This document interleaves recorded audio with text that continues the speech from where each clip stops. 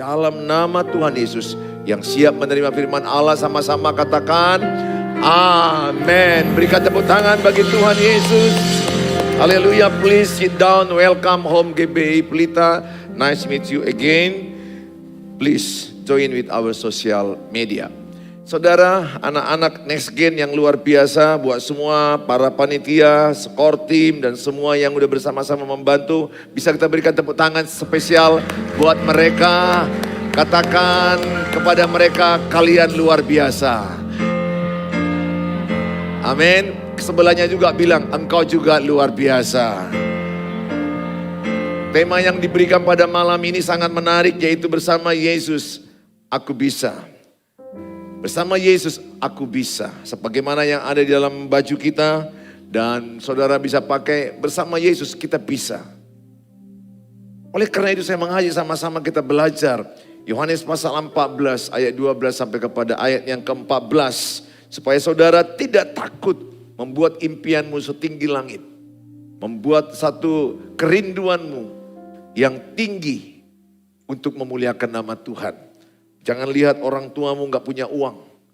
Jangan lihat engkau tidak punya ayah. Mungkin engkau tidak punya ibu lagi. Mungkin engkau merasa keluarga kami bukan keluarga baik-baik. Jangan lihat apa yang ada padamu. Lihat siapa yang ada di dalammu. Kalau engkau melihat siapa yang ada di dalammu, bagimu tidak ada yang mustahil. Ada Tuhan Yesus.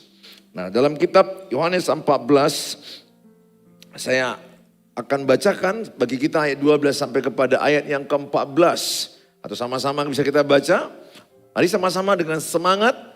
1, 2, iya. Aku berkata kepadamu, sesungguhnya barang siapa percaya kepadaku, ia akan melakukan juga pekerjaan-pekerjaan yang aku lakukan. Bahkan pekerjaan-pekerjaan yang lebih daripada sebab aku pergi kepada Bapa. Dan apa juga yang kamu minta dalam namaku, aku akan melakukannya supaya Bapa dipermuliakan di dalam anak. 14, jika kamu meminta sesuatu kepadaku dalam namaku, aku akan melakukannya. Saudara, bagaimana dari tulisan Yohanes akan belajar bahwa setelah Yesus naik ke sorga, dia mencurahkan Roh Kudus tinggal di hati kita. Dia menyediakan rumah. Yesus naik ke sorga, dia menyediakan rumah bagi kita. Di rumah Bapa banyak tempat. Dan yang berikutnya setelah dia naik ke sorga, dia mencurahkan Roh Kudus dalam diri kita. Roh Kudus itu berdiam di dalam hatimu. Roh Kudus itu ada dalam dirimu. Sehingga pada hari ini engkau menyadari you never alone. Engkau tidak pernah sendiri. Ada banyak orang lonely. Pernah gak lihat di kelasmu lonely, kesepian, di tengah-tengah keramaian dia kesepian. Ya, dia merasa tidak ada yang memperhatikan dia merasa tidak berdaya, dia merasa gak mampu, dia merasa gak ada gunanya hidup. Saudara, banyak orang, anak-anak SMA, anak-anak SMP, perhatikan baik-baik, dirimu itu sangat berharga di mata Tuhan. Engkau berharga bukan karena penilaian orang dalam sosial mediamu. Berapa orang yang like di Instagrammu. Berapa orang yang like di Facebookmu. Jangan taruhkan rasa berhargamu di sosial mediamu. Taruhkanlah rasa berhargamu di dalam Tuhan Yesus. Ada banyak orang kalau lihat punya orang lain. Wah, sosial medianya 200 yang like. Kalau saya 2 banding 200. Kemudian engkau merasa minder. No way. Jangan pernah. Tuhan gak tertarik dengan like sosial media. Tapi Tuhan tertarik dengan hatimu saat ini. Saya tidak melihat latar belakangmu. Tuhan gak melihat latar belakangmu. Tuhan gak melihat siapa orang tuamu. Tapi hari ini yakinkah engkau? Bersama Yesus saya bisa. Katakan bersama Yesus saya bisa. Next Gen. Oh, tepuk tangan yang meriah. Haleluya. Ya, saudara. Jadi Next Gen ini bagaikan Raja Wali semakin terbang tinggi, bertumbuh dia lebih kuat lagi. Ya, saya berdoa semua. Ini gak terasa, saya senang melihat kalian di sini. Saya sangat senang dengan Ibu Gembala melihat. Karena yang kami bayangkan dulu kalian masih anak-anak Star Kids. Anak-anak sekolah minggu sekarang sudah memimpin ibadah seperti ini. Terus Tuhan ingatkan saya, lihat 5 tahun lagi mereka akan menjadi orang-orang luar biasa. Amin. Ada suara Tuhan di hatiku seperti itu. Lihat 10 tahun, 5 tahun ke depan, orang yang kau lihat ini akan orang yang luar biasa. Terus saya tanya sama Tuhan, bagaimana asal mereka hidup dalam tuntunanku? Asal mereka hidup dalam tuntunan Tuhan. Kalau saudara hidup dalam tuntunan Tuhan, lihat yang 5 tahun lagi di depan ini. Bukan hanya punya anak saja, oh belum lah ya, jangan cepatin punya anak. Janganlah. Kamu masih anak kelas 1 SMA. Ada lagunya itu, lagu dulu ya Pak Nyoman ya. Engkau masih anak sekolah 1 SMA. Belum bisa begini, begitu. Stop. Jangan teruskan. Nah, jangan dulu ya. Bila perlu pacaran pun jangan dulu. Ya, waiting list, daftar dulu ya. Daftar tunggu. Kalau ada yang mendaftar bilang sama dia, daftar tunggu ya bang. Nah, nanti jangan dulu sekarang ya. Jangan dulu sekarang, indah pada waktunya. Amin. Ada banyak orang anak-anak SMA, anak-anak SMP langsung mau pacaran. Sekarang jangan dulu. Fokus dulu sama Tuhan. Kalau engkau fokus sama Tuhan, Tuhan akan fokus samamu. Amin saudara. Oleh karena itu saya mengajak semuanya agar saudara yakin bahwa engkau bisa. Aku sudah tidak ada, uang kami tidak ada, nggak mungkin aku bisa jadi dokter. Beberapa orang tua mematikan visi anaknya, kerinduan anaknya menjadi dokter hanya gara-gara berkata tidak ada uang bapak, tidak ada uang mama. Tahu diri. Saya dulu seperti itu. Bapak saya udah meninggal, mama saya bilang, wah nggak bisa kamu jadi dokter kalau di swasta. Saya tahu swasta pasti nggak memungkinkan bagi saya karena dana mama saya seorang janda nggak bisa. Yang saya lakukan apa? Saya dekat sama Tuhan, saya berdoa dan saya serahkan sama Tuhan. Dan saya belajar sungguh-sungguh. Saya jadi seorang dokter. Bagi Tuhan tidak ada yang tidak bisa. Yakin, confidence. Kenapa? Bersama Tuhan pencipta alam semesta. Bisa engkau melakukannya. Jangan andalkan orang tuamu. Jangan andalkan uang orang kaya siapapun. Andalkan Bapa di sorga yang memberikan kepadamu kemampuan. Yang pertama kita akan belajar bagaimanakah kita bisa agar kita berhasil bersama dengan Yesus. Yang pertama adalah percaya kepada Tuhan Yesus. Yohanes 14 ayat yang ke-12. Aku berkata kepadamu sesungguhnya barang siapa percaya kepadaku, ia akan melakukan juga pekerjaan-pekerjaan yang aku lakukan. Bahkan pekerjaan-pekerjaan yang lebih besar daripada itu. Sebab aku pergi kepada Bapa. Saudara, ayat ini begitu jelas berkata barang siapa yang percaya kepada Yesus, ia melakukan apa yang dilakukan oleh Yesus. Apakah yang dilakukan Yesus? Yesus melakukan penginjilan. Yesus melakukan menolong orang-orang yang sakit, orang-orang yang miskin. Yesus melakukan mujizat. Yesus melakukan hal-hal yang luar biasa. Yesus bersekutu dengan Bapanya. Makanya orang-orang yang percaya kepada Yesus, lakukanlah apa yang Yesus lakukan. Dia melakukan apa? Dia sungguh-sungguh bersekutu dengan Bapa di sorga. Saya berdoa saudara-saudara, adik-adik yang saya kasih, anak-anak kami yang kami kasihi. Apapun impianmu, apapun kerinduanmu, tuliskan malam ini. Saya mau berdoa. Tapi dengan catatan, percaya kepada Tuhan. Dan setelah kau tuliskan, tempel di kaca. Tiap hari doakan. What is your dream? What is your dream, my children? Apa impianmu? Jangan mau menjadi orang biasa-biasa aja. Mulai engkau berdoa malam ini. Tuhan, apa yang kau taruh di hatiku, aku mau jadi apa? Dengan keyakinan, dengan satu keyakinan bersama dengan Tuhan tidak ada yang mustahil. Bahkan dikatakan pada ayat yang ke-12 dikatakan tadi adalah, bahkan dikatakan pekerjaan-pekerjaan yang aku lakukan, bahkan pekerjaan-pekerjaan yang lebih besar daripada itu. Kenapa? Karena Tuhan Yesus naik dan dia mencurahkan Roh Kudus untuk menolong, untuk menghibur kita. Yohanes 14 ayat 18 dikatakan Roh Kudus tidak meninggalkan kita yatim piatu. I'm sorry, mana tahu di antara beberapa anak-anak kami ini sudah anak yatim, bapaknya tidak ada. Mungkin ada sudah anak yatim piatu. Bapak mama tidak ada. Tapi di hadapan Tuhan kau tidak yatim piatu. Karena ada Bapa di sorga yang selalu setia, mengasihi engkau, menyertai engkau, menolong engkau. Yang selalu engkau akan bisa berkata kepada dia, Bapa, Bapa akan memanggilmu anakku. Dia Bapamu yang sangat baik. Bapamu bisa melupakan ulang tahunmu. Bapa di sorga gak pernah melupakan ulang tahunmu. Bapamu bisa membandingkan engkau dengan anak yang lain. Di sorga gak pernah bilang engkau bodoh. Bapa di sorga berkata, engkau hebat, engkau luar biasa, engkau berharga. Masa depanmu penuh harapan, masa depannya penuh damai sejahtera. Engkau akan menjadi generasi anak panah. Bapa di sorga selalu melihatmu nilai 10. Ya Pak, tapi kan kerjaanku main game. Bapak aja lagi khotbah, aku main game ini. Jesus I love you, my children.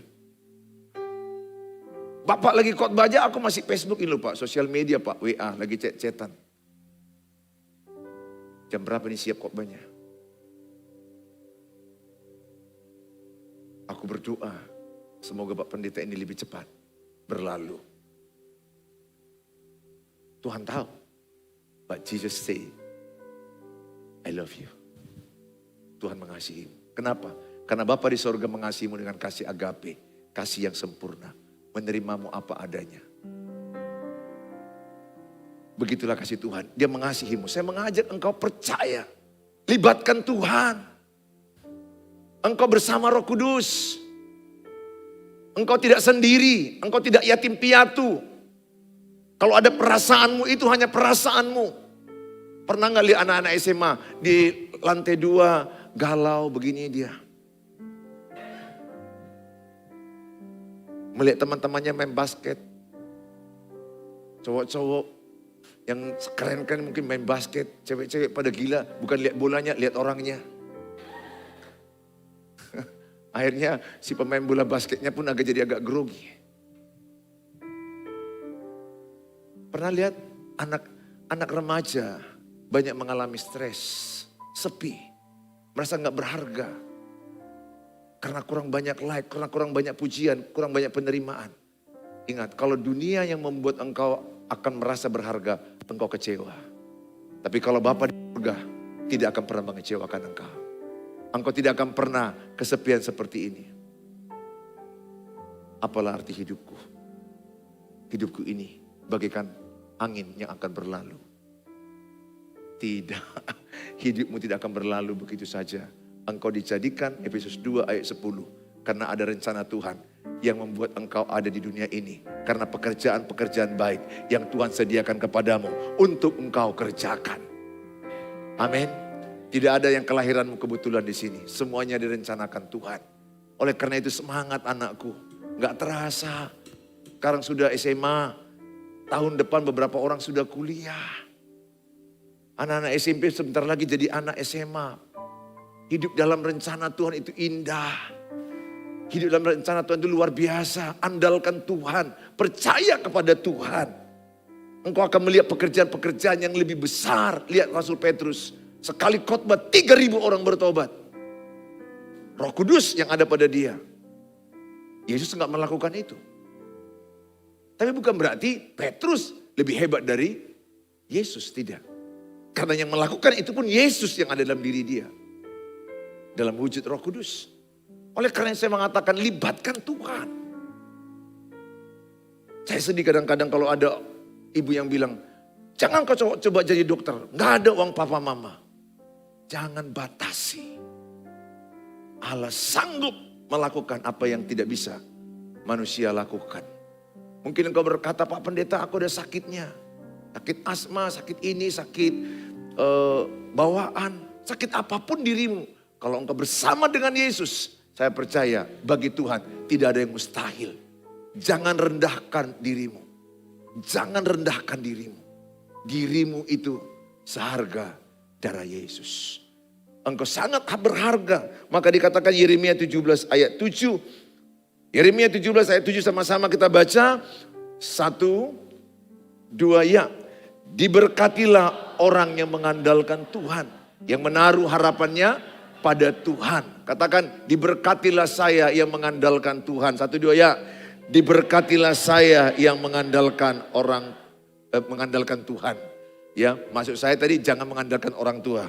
Diberkatilah orang yang mengandalkan Tuhan. Bilang sebelahnya, jangan andalkan orang tuamu.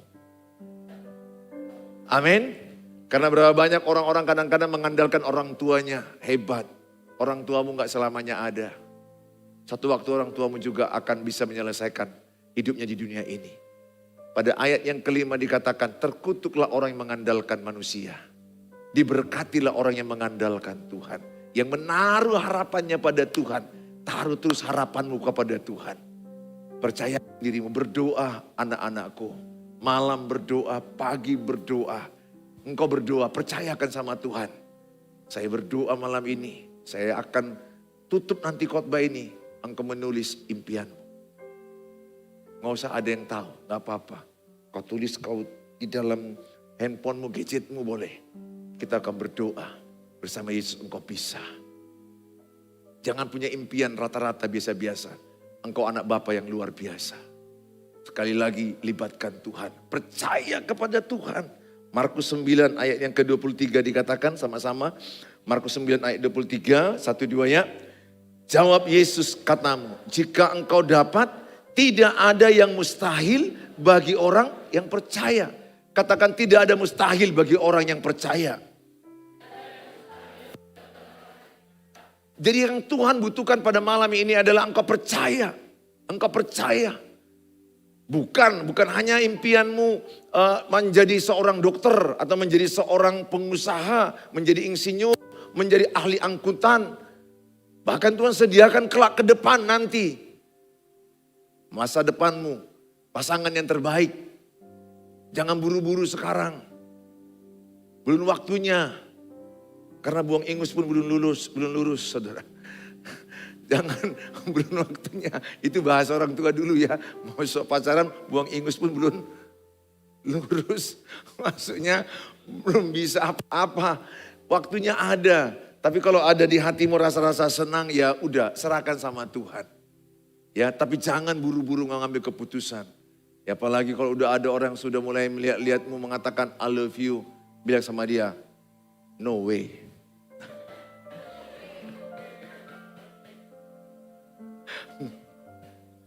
Belum waktunya bagimu anak-anakku. Waktunya engkau saat ini sedang fokus bersama Tuhan. Saya mengajak engkau punya waktu baca Alkitab. Punya waktu saat teduh, punya waktu berdoa. Percaya saya katakan ayat ini sudah benar-benar Tuhan nyatakan kepada kita. Diberkatilah orang yang mengandalkan Tuhan. Saya mengalami betul bagaimana saya masuk ke dokteran. Saya tahu betul begitu sulit untuk saya masuk kuliah waktu itu. Tapi saya terus mengandalkan Tuhan, saya berdoa kepada Tuhan. Dan saya minta kepada Tuhan. Maka poin yang kedua adalah minta kepada Tuhan. Apa yang kau rindukan mintalah. Maka dikatakan Matius 7 ayat 7, mintalah maka akan diberi. Minta. Dia Bapa yang baik. Kalau kita minta roti dia gak akan kasih batu bata. Mintalah. Di poin yang kedua, kalau kita lihat mintalah. Saya mengajak adik-adik supaya belajar berani meminta. Minta kepada Bapa yang terbaik. Apa yang kau rindukan? What is your passion? Apa kerinduanmu? Apa yang menjadikan engkau dalam hidupmu ada gairah mengerjakannya? Mintalah. Bisa nomor 2? Please. Maka dikatakan, dan apa juga yang kamu minta dalam namaku, aku akan melakukannya supaya Bapa dipermuliakan di dalam anak.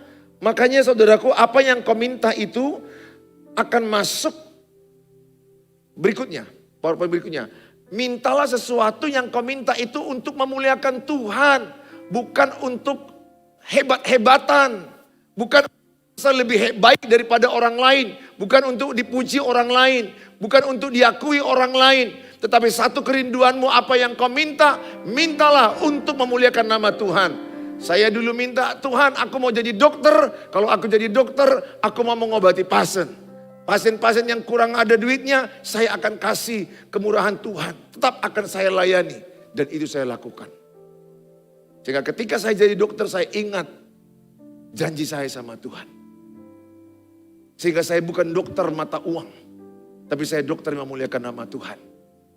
Kalau engkau mencari Tuhan, maka uang yang mencari engkau. Itu yang saya lakukan, mintalah. Jangan segan. Yang ketiga adalah, apa yang kau minta itu adalah yang untuk memuliakan nama Tuhan. Kolose 3 ayat 23, poin yang nomor 3. Maka dikatakan, jika kamu meminta sesuatu kepadanya, dalam namaku untuk memuliakan nama Tuhan. Apapun juga yang kamu perbuat, perbuatlah dengan segenap hatimu. Seperti untuk Tuhan dan bukan untuk manusia. Belajarlah di sekolah untuk Tuhan. Belajarlah sungguh-sungguh untuk Tuhan. Pengkhotbah 9 ayat 10 bilang begini. Kerjakanlah sekuat tenaga apa yang di tanganmu. Adik-adik, gunakan waktumu. Karena apa yang kau tabur saat ini itulah masa tuamu. Saya bukan merendahkan orang-orang tua yang umur 70 masih tarik beca. Saya enggak merendahkan, saya menghargai, menghormati. Tapi ketika saya di belakangnya naik mobil, saya lihat kakek ini tertatih-tatih. Coba nanti lihat, kalian pasti jumpai. Kadang ada orang tua umur 70 angkat sampah dari rumah saya. Ambil sampah, saya lihat kakek ini. Kadang saya ambil duit 50, saya kasih 50 ribu. Ini ya kek, ini ya pak, makasih. Kadang di depan rumah saya melihat mereka angkat-angkat sampah begini. Suami istri. Kelihatan kurus, kelihatan gak terawat. Tahukah kalian, hidup ini tabur tuai. Mereka gak jadi begitu saja. Ada ceritanya. Saya gak jadi dokter begini saja. Ada cerita saya. Saya waktu SMA itu di SMA 3 Medan, saya gitu belajar. Bikin bimbingan tes.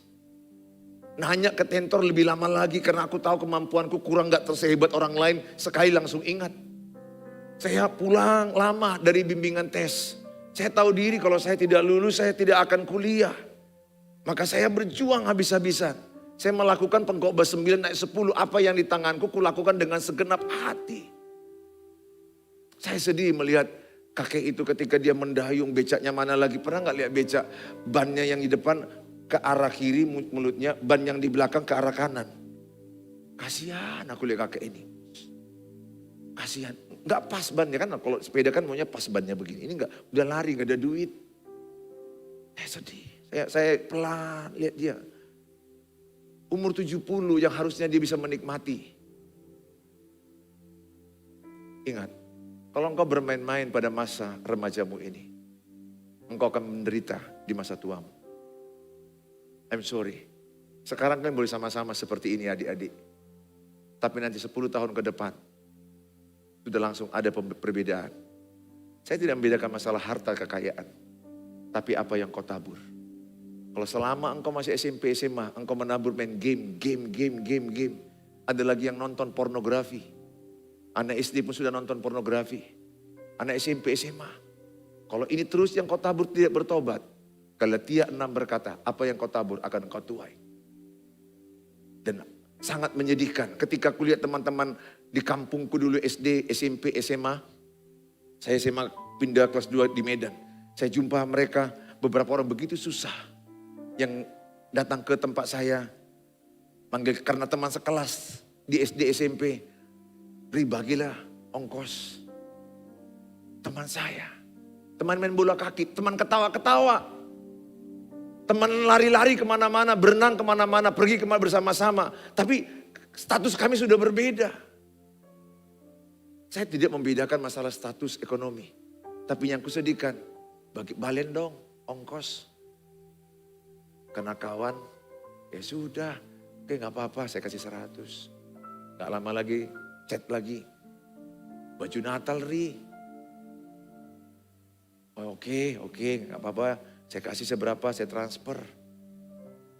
Karena saya tahu dia susah untuk beli baju anaknya gak cukup. Makan pun gak bisa. Jangan main-main gak. Adik-adikku jangan main-main.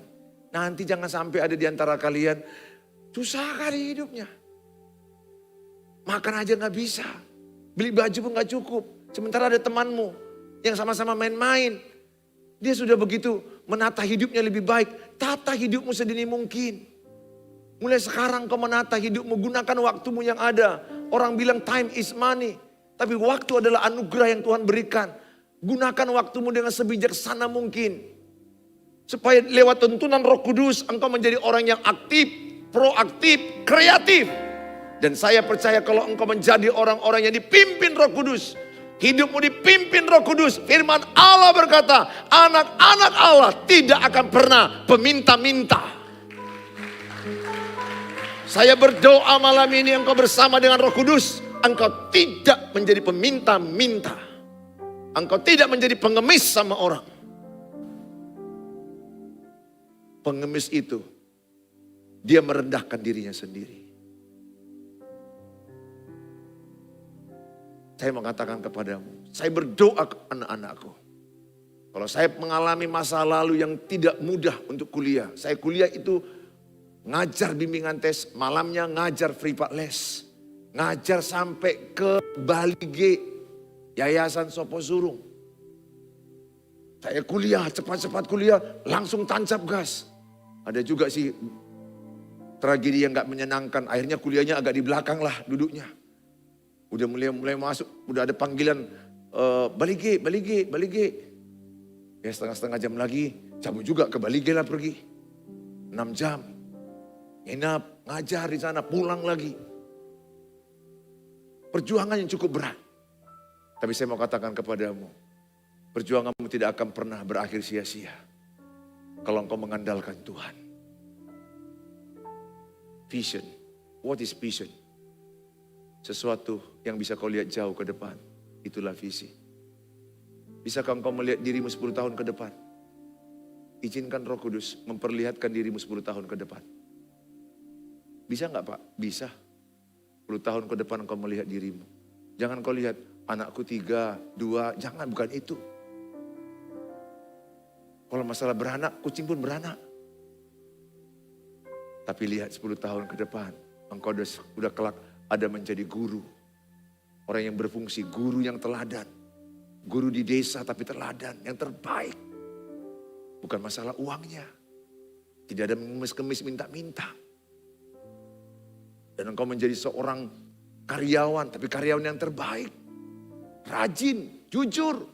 Seperti Yusuf. Ada di antara menjadi dokter. Adanya akabri, polisi, TNI, ekonom. Malam ini malam sejarah bagi anak-anak next gen LICC. Catat, bagi Tuhan gak ada yang mustahil, bagi orang percaya gak ada yang mustahil. Saya mengajak engkau, be brave, berani bermimpi. Bersama Tuhan tidak ada yang bisa. Intinya lakukan bagianmu semaksimal bisa. Engkau belajar sungguh-sungguh, hargai waktumu. Jangan habiskan waktumu hanya gara-gara melihat chat seseorang yang menchatmu, kau cantik ya. Langsung kau renungkan siang dan malam. Mau tidur pun kau lihat-lihat chat itu, aku bilang cantik, cantik. Ini wanita kan kelemahannya di kuping, betul nggak? Kalau dia bilang cantik, jalan kayak bebek, betul nggak saudara? Betul loh, Natal tadi malam itu kok cantik kali. Hati-hati ya, playboy cap salib. Ini ya. Ini ada salibnya. Jangan suka-suka muji-muji orang berlebihan. Karena pujianmu itu membuat perempuan ini terbang-terbang. Kau pikir biasa aja. Saya dulu pun pelayanan mahasiswa, koordinator mahasiswa. Ada juga salahku di situ. Terlalu mengantar jemput kemana-mana. PHP. PHP dosa enggak? Padahal enggak aku sengaja PHP. Hanya berbuat baik, antar sana, jemput sana. Yang diantar jemput itu banyak kali. Bukan dia pun yang dapat. Yang sama sekali enggak pernah ku antar jemput itu yang ku dapat. Seperti kata Tuhan, apa yang tidak pernah kau pikirkan, apa yang tidak pernah kau rasakan, akan diberikan Tuhan kepada orang yang mengasihi dia. Tuhan berikan ibu gembala, kekasih hatiku. Amin. Yang paling cantik di antara kalian, yang paling cantik di antara kalian adalah ibu gembala. Kala Universe. Miss Universe kalah. Khotbahnya sudah mau siap, kok jadi gagal fokus ini. Sekali lagi saya katakan sama saudara, do your best, let God do the rest. Lakukan sebisamu, belajar sungguh-sungguh. Jangan mau tertipu oleh iblis. Jangan mau jebakan iblis. Oh, engkau masih muda, masih remaja, masih bersenang-senang. Jangan. Nanti kau lihat 15 tahun ke depan. Lihat papa dan mama. Itu juga adalah hasil buah pada masa remaja. Dirimu juga apa yang kau lakukan sekarang akan berujung kepada yang kau tuai. I hope all of you better generation than your parents. Engkau menjadi lebih baik daripada orang tuamu. Doa kami kepada dengan anak-anak kami jauh lebih baik dibandingkan kami. Jauh lebih baik dibandingkan kami. Semua orang tua, gak ada orang tua yang sapam pekerjaannya. Kutanya, apa rencana pekerjaan anak? Luar biasa.